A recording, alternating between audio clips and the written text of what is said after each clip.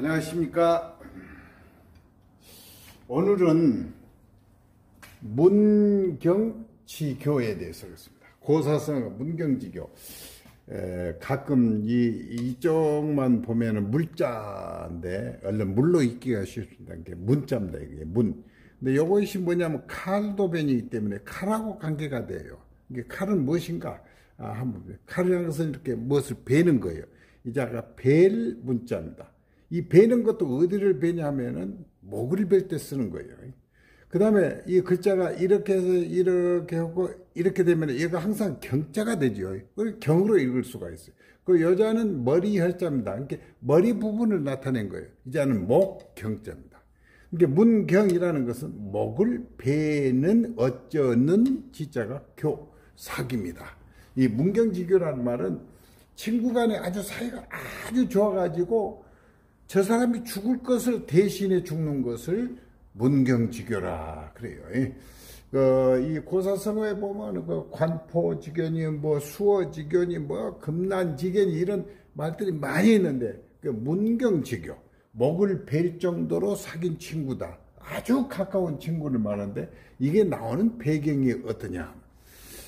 춘추 전국시대에 보면은 진나라가 있고 조나라가 있습니다. 진나라 있고 조나라가 있는데 진나라에는 누구냐면은 소양왕이 있었어. 소양왕이 있고 조나라에는 해문왕이 있습니다. 해문왕.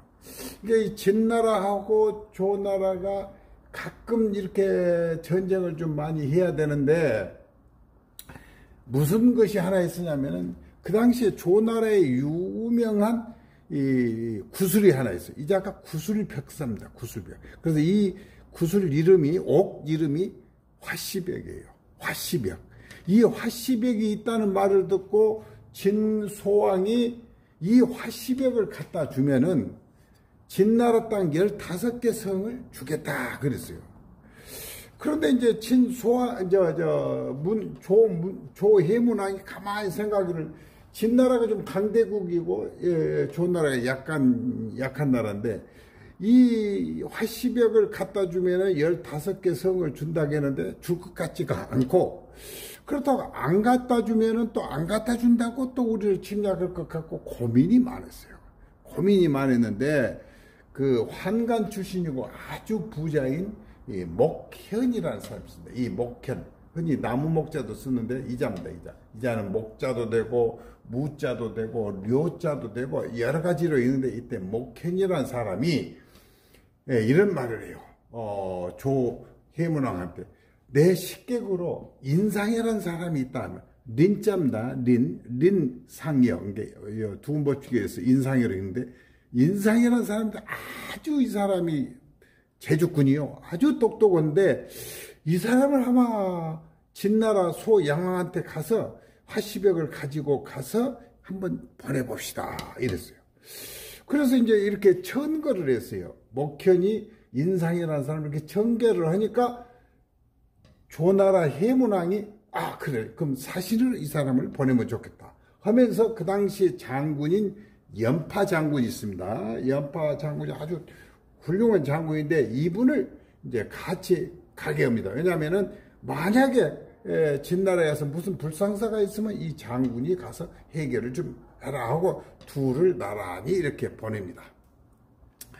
이제 보내서 이제 드디어 이제 이 인상해가 이 화시벽을 가지고 진나라 소왕한테 주니까 진소왕이 이 화시벽을 보고 깜짝 놀래 이렇게 좋을 수가 있냐? 이거 보고 감탄만 하는데 15개의 성을 준단 말을 안 해. 그러니까 인상해가 뭐라 하냐면은 대왕께서는 그 화시벽이 참 좋다는 것은 알지만은 한 가지 흠이 있습니다. 옥에도 티가 있다는 말이 있는데 그 티를 알아야 할 것 아닙니까? 그러니까 진소양왕이 그래? 그러면서 그 화시벽을 인상해한테 딱 줍니다. 인상해가 이제 딱 받아가지고는 우리 대왕님 어째서 여기에 화시벽을 갖다 주면 15개의 성을 준다고 해놓고 아직 준다는 말을 아무 말도 안 합니까? 그러니까 내가 준다고 이렇게 말을 해요. 그러니까 그 말을 믿을 수가 없습니다. 그러니 만약에 이걸 주지 않는다면은 이걸 내 바닥에다가 깨버리겠습니다 하면서 준다고 해도 그 말을 믿을 수가 없으니 우선 내가 가지고 가서 우리나라에 가서 이 15경을 준 뒤에 가져오겠습니다 하고 그냥 놔버려요.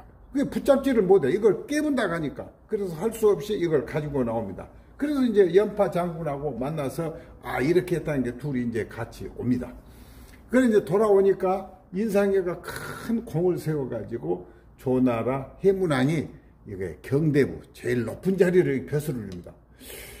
그러니까 연파 장군이 가만히 생각하기를 그 새집 가지고 와서 그 화시벽 하나 갖다 줘가지고 안 준다고 해서 다시 찾아온 뿐인데 나는 장군으로서 유명한 사람인데 나한테는 벼슬을 그대로 주고 인상회를 이게 경대부 제일 좋은 자리에 주다니 이건 기분 나쁘다 하면서 이제 연파가 욕을 많이 합니다. 인상회 새치의 입 가지고 혀 가지고 뭔 자리에 올라가냐 그건 하나의 목현의 식객에 불과한 아주 천한 사람인데 하면서 이제 아주 망신을 주려고 합니다. 근데 연파가 항상 인상회만 만나면은 연파를 내가 사정없이 나무르겠다 이런 말을 하니까 인상회가 항상 이 연파 장군을 피합니다. 그러니까 연파가 저쪽 큰 길에 나타나면은 인상회가 살짝 숨어버려요. 그러니까 인상회 밑에 있는 부하들이 인상회 이 경대부한테 그러는 거예요. 아니 왜 더 높은 자리에 있으면서 이 연파를 무서워합니까? 그러니까 인상회가 뭐라 하냐면은 지금 우리 조나라에는 나하고 연파 장군이 있기 때문에 진나라에서 쳐들어오지를 못한다. 그런데 나하고 연파하고 둘이 싸운다는 것을 알면은 나라가 갈라지게 되는데 이 갈라졌다는 것을 진나라가 알면은 진나라 쳐들어올 것 아니냐. 그러니 내가 연파를 살짝 피해서 있는 것이 좋지 내가 거기서 맞상대로 해서 나를 욕을 하거나 한다고 했을 때 이 나라는 망할 수가 있다. 이런 말을 하니까 그 밑에 부하들이 깜짝 놀래요. 그래서 이제 그 말이 연파 장군 귀에 들어갑니다. 그래서 연파가 그때서 깨닫고는 그 권장 맞을 것을 들고 지고 인상회 집으로 갑니다. 인상회 집으로 가면서 제가 못난 사람입니다.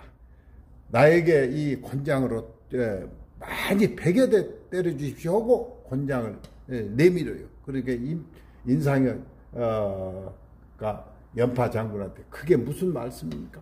당신과 내가 이 나라에 없으면 이 나라가 존속할 수가 없습니다.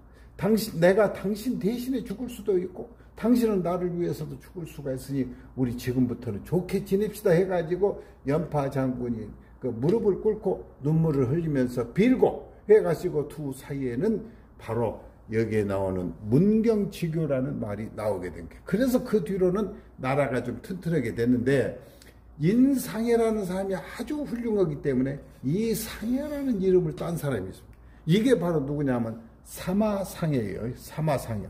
사마상회는 한나라 경제 무제 때 인물인데 조그만 벼슬을 하고 몸이 안 좋으니까 경제 때 벼슬하다가 그만뒀어요. 그만뒀는데 저 임공이란 데 성도 그근방입니다. 지금 성도 그근방인데 자기 친구 왕길이라는 사람이 거가 있어요. 그래서 거기를 놀러를 갔어요. 놀러를 가는데 이 탕문군이라는 여자가 있는데 탕문군 아버지가 탁왕손입니다. 그 제철로에서 돈을 많이 벌었는데 이 탕문군이 일찍 시집 갔으나 남편이 죽어버렸어요. 그래서 자기 이 친정집에 사는데 그날 그 행사가 있어서 이 탕문군이가 나타난다는 말을 듣고 이 여자가 무지하게 예쁘다 해서 가서 이제 같이 참여를 하게 되는데 사마상회가 거기를 가니까 너무나 예뻐요. 그래서 이 사마상회가 탕문군을 그 자기 것으로 만들기 위해서 이 노래를 하나 찝니다. 이것이 봉구황이라는 유명한 노래인데 봉은 숫봉을 봉이라고 암봉을 황이라고 그래요. 봉황세할 때. 그래서 내가 사마상여가 이 탕문군을 구한다. 이 노래예요. 그 봉구황이라는 노래를 얼마나 검은고를 잘 쳐서니까 이 탕문군이가 반해요. 그래서 탕문군과 모르게 반포쯤 살았지만은 돈도 없이 살지만은 나중에 자기 아버지가 돈을 많이 줘가지고 이렇게 크게 이름 났는데, 이 탕문군은 중국 지금까지 현재 인물로 여자 중에서 뛰어난 인물로 뽑힙니다. 그래서 중국에서는 제녀 4명을 골 때는 탕문군이 들어갑니다. 탕문군이 글도 잘 짓고 또 그런 분이에요. 이것은 뭐하고 비슷하냐면은 이 봉구황이라는 것이 우리나라 고구려 때 2대 왕 유리왕이 지은 황조가하고 비슷합니다. 황조가. 그런데 이제 조나라에 무슨 왕이 하나 있으냐면은 무령왕이라는 게 있어요. 무령왕. 우리 백제시대에도 무령왕이 있는데 그자는 이 편안할 영자를 쓰는데 신령 영자를 썼죠. 무령왕인데 무령왕이 어떤 일을 했냐면 호복기사라는 말이 또 나옵니다. 호복기사. 호복기사라는 것은 오랑캐 호자예요. 오랑캐 옷을 입고 말 타면서 활을 쏜다. 활쏘사자예요. 말탈 기자예요. 이건 뭐냐? 호복기사. 그 당시 여기는 중원의 나라들이기 때문에 중국 전통적으로 옷을 입고 이거 말 타고 이거 싸우고 화살 쏘기가 힘들어요. 그래서 옷을 간편하게 입는다 해서 호복을 한 거예요. 호복 입고 이렇게 말 타면서 활 쏘는 것을 이렇게 옷을 바꾸려 하니까 이 신하들이 반대를 많이 해요. 하도 반대를 하니까 그 중에 그 높은 신하, 비의라는 신하가 있어요. 아주 훌륭한 부인데 비의 아버지가 그 무령왕의 아버지라든가 무령왕하고 친해가지고 아주 원로의 대신인데 비한테 물어봅니다. 어째서면 쓰겠지만 저는 호복 기사를 했으면 쓰겠는데, 그러니까 이런 중요한 일은 잘 아는 사람한테 물어봐야지 아무한테나 물으면 적으로 이것을 원한다 그랬어요. 그럼 여기 이제 신하들은 이분이 책임지기로 했는데, 그러면 왕족, 자기 숙부인 왕족이죠. 공족이라고 그래요. 이 왕족인 자기 작은아버지가 이름이 성인데 자기 아버지한테 이야기를 하니까 절대 반대해요. 이러면 안 된다. 그러니까 이 무령왕이 뭐라 했냐? 그러면 우리가 제일 가장 중요한 것은 부국 강병을 내가 선친들의 그 업적을 그대로 이어받으랍니다. 다만 옷만 이렇게 입게 해 주십시오. 해서 부국강백이란 말이 나오는데 부국강백을 그대로 하겠습니다. 그러니까 그때 승인을 했어요. 그래서 이제 그 당시에 무령왕 때 탄하게 됐는데, 그 호복이라는 말에서 호복은 그 오랑캐들의 그 옷인데 간편해요. 그러니까 옛날 중국 한족들이 입은 옷은 참 복잡합니다. 그런데 여기에 간단하게 만든 것이 호주머니라는 것이 있어요. 주머니 하나. 이게 호주머니입니다. 이게 호라는 것은 바로 그 북쪽 오랑캐 흉노나 몽고나 만주족들이 입고 다니는 옷이 아주 간편해요. 그래서 우리가 호주머니 하면은 오랑캐의 주머니라는 뜻이. 그러면 이제 중국이 이 부국강병이라는 말을 줄여서 그 앞에서 나옴이 있습니다. 이렇게. 중국도 지금 그전에는 한 30년 전만 해도 아주 가난하게 살았죠. 그때는 뭐라 했냐면 등소평, 그 다음에 강택민 시대가 됩니다. 그때는 도강양해를 하자 그랬어요. 도강양해. 이 도자가 숨길 도자입니다. 칼날, 광장 빛이 나는 거예요. 칼날이에요. 칼날을 숨기고. 기른다. 어두울 해자예요. 금음 해자인데 어두우면서 기른다. 그러니까 등소평 시대는 이렇게 우리들이 지금 나라가 약하니까 미국이나 일본 같은 데 가서 큰 소리 치지 말고 그냥 좋게 지내라 한 것이 도강양입니다. 이 시대가 지나가고 그 호금도 시대, 후진타오로 그죠. 호금대 시대에는 이렇게 했어요. 화해라는 것은 우리가 화해한다고 하지만 다른 나라가 조화롭게 하자 이 말이에요. 지금은 뭐냐면 지금은 중국몽 그래요. 중국몽, 중국 사람들이 꿈을 가져라. 그래서 지금은 중국이 워낙 크게 됐죠. 미국과 이제 상대할 정도니까. 그래서 중국몽, 중국 사람들이 제일 먼저 부르짖는 것이 부강입니다. 부강. 그 다음에 민주예요. 지금 어딘지 길거리 가면 부강, 민주, 그러니까 쭉 이렇게 나야 되는데, 부강이란 말이 뭐냐? 부국강병이라는 거예요.